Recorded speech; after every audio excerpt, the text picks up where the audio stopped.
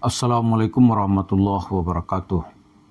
Para pemirsa, ada pelajaran yang bisa kita petik bagaimana menghadapi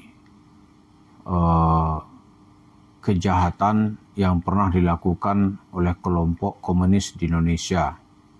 Tepatnya strategi menghadapi kaum PKI. Pertama kita lihat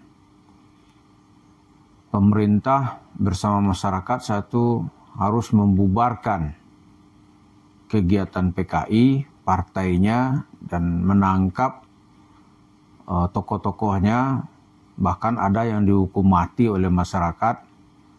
Selain itu ada proses gitu, sehingga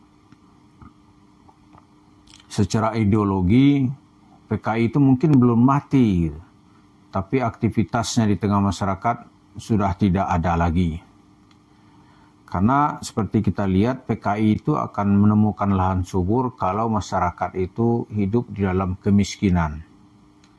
Nah itu dengan stabilitas ekonomi yang cukup lama, pertumbuhan ekonomi terjadi, masyarakat lumayan kehidupannya, maka tawaran bagi partai komunis yang disebarkan oleh tokoh-tokohnya secara clandestine itu bisa diantisipasi. Hal ini kembali penting kita ungkap, kenapa sih kita menghadapi isu Mansur itu tidak boleh dengan bahasa sindiran atau bahasa yang sangat lunak.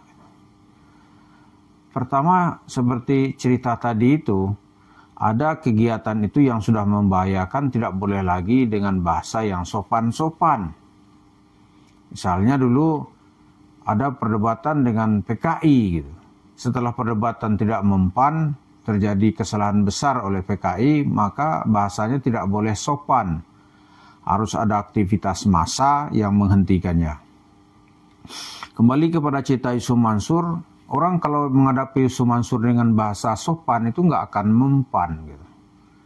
Karena bagi isu Mansur yang penting itu dia mendapatkan uang. Jadi secara perasaan ya orang kita menyebut dia tuh sudah bebal gitu. Bebal dia. Lalu kalau orang miskin datang ke isu Mansur, kasihan nggak dia? Enggak. Nggak ada tuh kasihan-kasihan. Bahkan TKW-TKW dari Hong Kong yang dia hisap darahnya, dia ambil duitnya selama tahunan oleh isu Mansur itu, datang orang meminta haknya, dia nggak kasihan, itu usirnya, dia bentak gitu. Maka seperti yang kita lihat itu, cara yang bisa menyadarkan Yusuf Mansur itu, ya itu harus dengan cara memintanya secara fisik. Misalnya polisi datang memanggil, memeriksa, itu bisa. Jadi kalau ada ustadz, ya tawasau bil haq, ya kan? Itu harus wasiat, saling menasihati dengan kebenaran. Mana mau dia dinasihati? Nggak mau dia. Nah lihat sekarang ini ada kondisi sosial kita, mengapa isu Mansur itu masih akan tetap mendapat tempat gitu. Karena sekarang ini seperti dilihat ya penjelasan di masyarakat itu, sampai bulan April tahun 2025 ini kondisi sosial kita ya, itu generasi kita ini atau masyarakat kita ini terjerat hutang pinjol gitu, atau yang bahasa sopannya yang sudah diakui oleh OJK ya. Yang sudah diakui oleh OJK saja yang disebut dengan pay letter, orang belanja itu. Saya belanja ya melalui handphone apa gitu. Itu sampai sekarang hampir 30 triliun. Ya, sampai bulan April hampir 30 triliun masyarakat kita itu membayar ya apakah melalui pinjol atau yang sudah diakui oleh OJK gitu.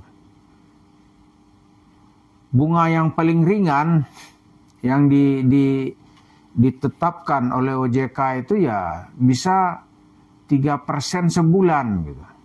3% sebulan. Padahal kalau Bapak Ibu meminjam ke saluran resmi misalnya ke bank yang diakui oleh pemerintah. Gitu. Di bank itu kan 1%, ya kan? Setahun itu mungkin sekitar 14-15%. Kalau ini 3%, 3% sebulan, ya dikali 12, ya kan? Berarti sampai 36-40% setahun.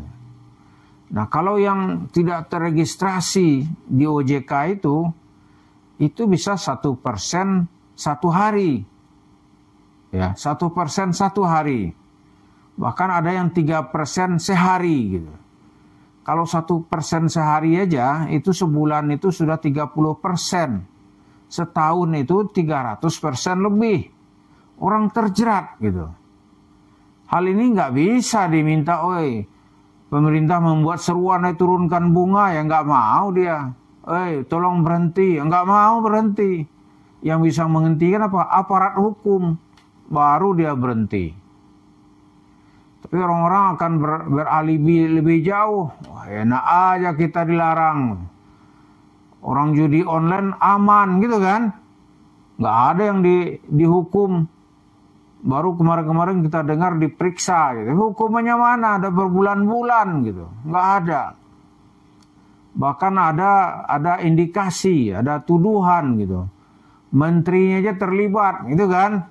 Menteri katanya dalam pemeriksaan dia menerima 50% dari pendapatan itu untuk biaya pengamanan. Jadi jatah preman lah kira-kira ya.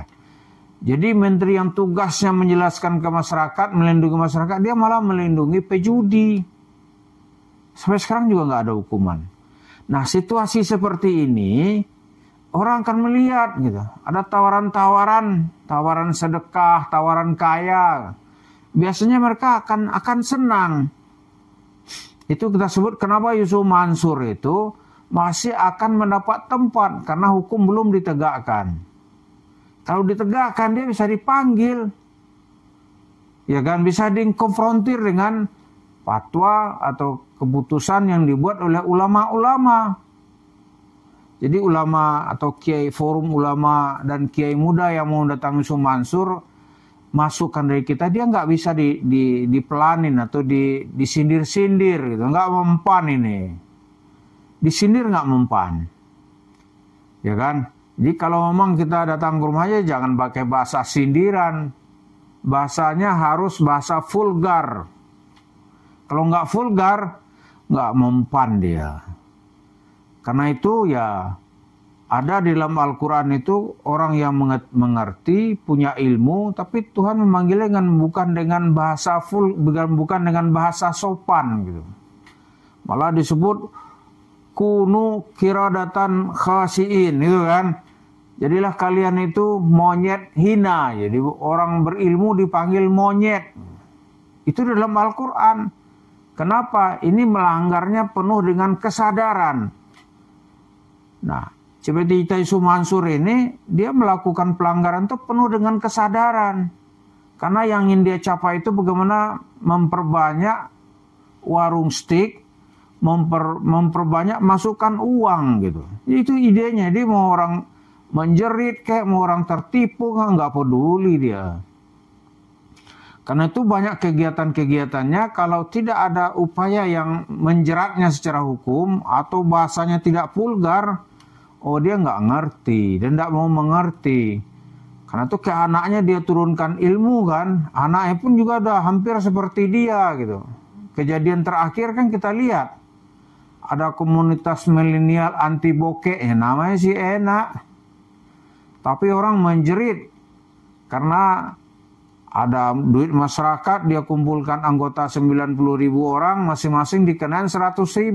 Udah 9 miliar, enak kan cari duit 9 miliar.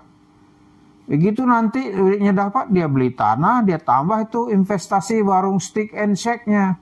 Lalu aman gitu. Jadi itulah cerita Yusuf Mansur. Jadi kalau disopanin, bahasanya bahasa yang sangat sopan gitu kan. Nggak nyambung.